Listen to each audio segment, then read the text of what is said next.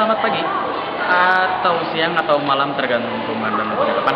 Kembali lagi bersama saya Raden Lutfi Ardi Maulana dari SMA Negeri 1 Bandung, Temporasi Suara untuk Indonesia.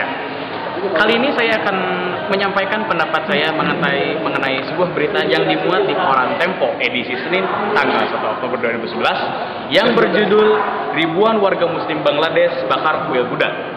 Di sini disebutkan bahwa di Bangladesh ribuan warga Muslim membakar kuil dan ratusan rumah milik umat Buddha.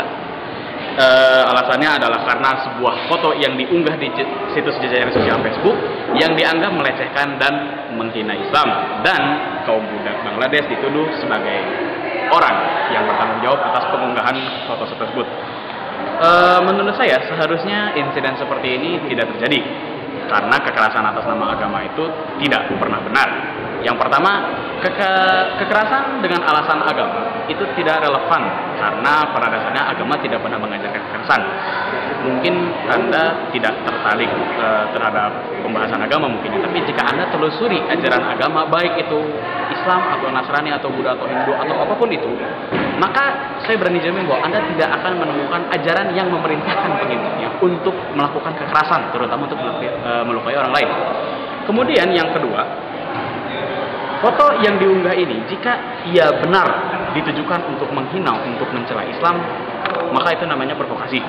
Yang namanya provokasi itu memang dia tujuannya adalah untuk memancing emosi, untuk memancing amarah. Dan si memancing emosi atau amarah ini dia ditujukan untuk memperburuk citra yang menjadi target dari provokasi itu.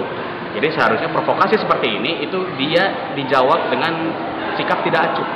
Jangan dibalas lagi dengan amarah, itu memberikan apa yang diinginkan oleh sang provokator.